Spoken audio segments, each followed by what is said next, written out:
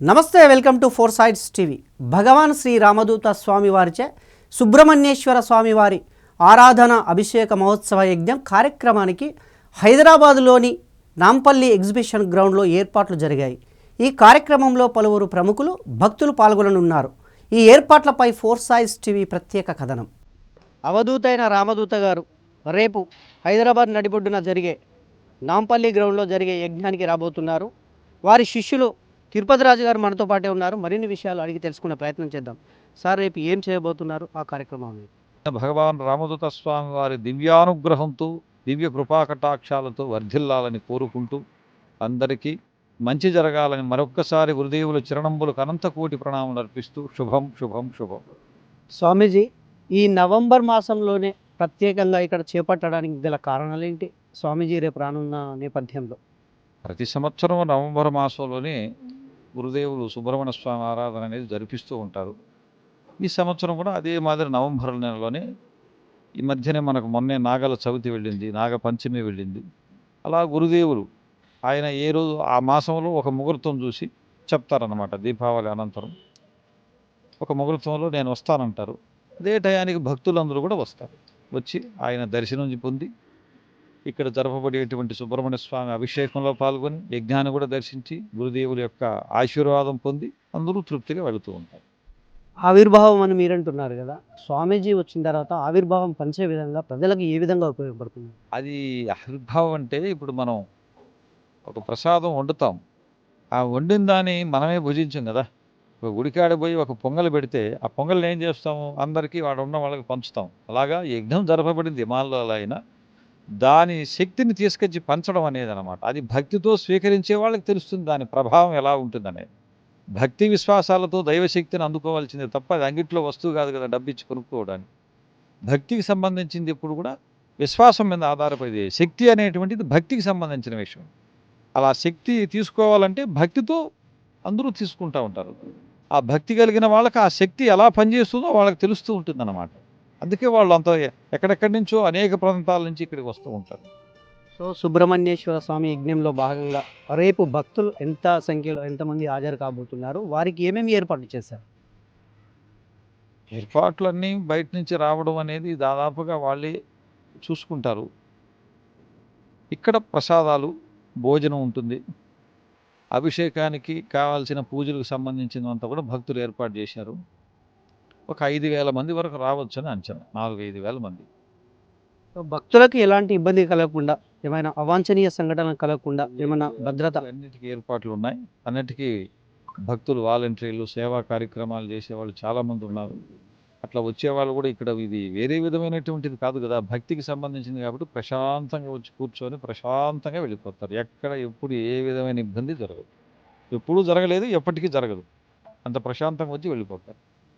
Right, చూశారు కదా, రేపు మహాయజ్ఞంలో పూనుకోవడానికి దాదాపుగా ఇక్కడ ఏర్పాట్లు అయితే ముగుస్తూ ఉన్నాయి.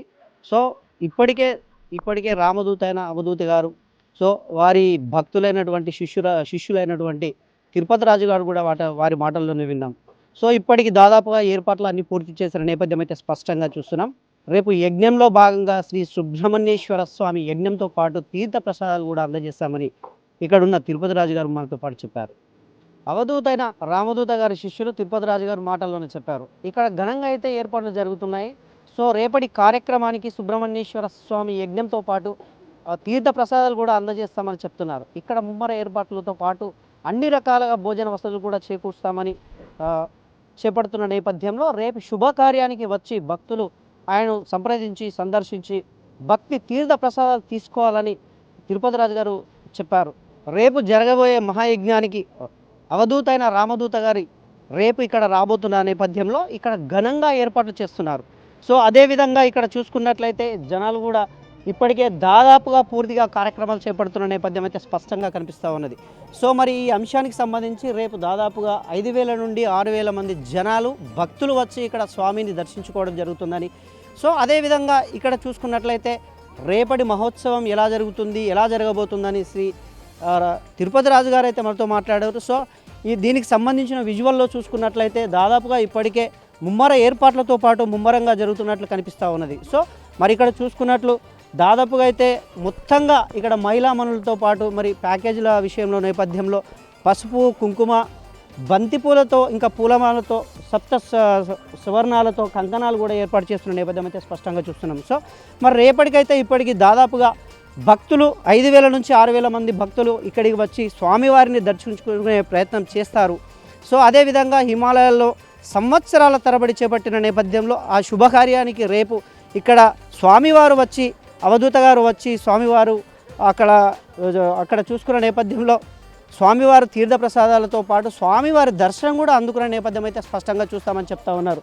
సో అదేవిధంగా ఇక్కడ చూసుకున్నట్లయితే పుస్తకాలు కూడా దాదాపుగా శ్రీ అవధూత అయినటువంటి శ్రీ రామదాసు స్వామి రామదూత అవధూత అయినటువంటి సో ఇక్కడ పుస్తకాలు కూడా వారికి ఫ్రీగా అందించే ప్రయత్నం అయితే చేస్తారని చెప్పుకొస్తున్నారు. సో ఇప్పటికే దాదాపుగా పూర్తి కార్యక్రమాల్లో నిమగ్నమైన మహిళా మనులు కూడా ఇక్కడ స్వామివారి పుస్తకాలు కూడా దాదాపు అందజేయనున్న నేపథ్యంలో దాదాపు 5,000 నుంచి 6,000 మంది కూడా ఫ్రీగా అందజేయబోతున్నామని చెప్పుకొస్తున్నారు. సో ఇప్పటికే దాదాపుగా ఇక్కడ విజువల్స్లో చూసుకున్నట్లయితే ముమ్మర ఏర్పాట్లలో భాగంగా ముమ్మరంగా జరుగుతుందని చెప్పుకొస్తున్నారు. సో హిమాలయాల్లో చేపట్టినటువంటి ఆ యజ్ఞం దాదాపుగా ప్రపంచవ్యాప్తంగా తెలియజేస్తూ ప్రపంచాలకు దాదాపుగా మన భారతదేశం మొత్తం తిరుగుతూ ఈ నవంబర్ మాసంలోనే ప్రత్యేకంగా స్వామివారు చెప్పినట్లు ఒక రోజున అనుకుందాం, ఒక రోజున తర్వాత నేను హైదరాబాద్ నగరానికి నడిబొడ్డుకు వస్తాను, ఆ నగరంలో నేను చేసిన యజ్ఞానికి ప్రతిఫలంగా ఆవిర్భావం అనే యజ్ఞంలో పాల్గొని ఆ భక్తులందరికీ పంచే విధంగా ప్రయత్నం చేస్తామని కూడా చెప్పుకొస్తున్నారు. సో ఈ నేపథ్యంలో పరిపూర్ణం కావస్తున్న నేపథ్యం అయితే స్పష్టంగా చూస్తున్నాం. ఇక్కడ దాదాపు ఈ స్టేజీ ఏర్పాటు చేశారు.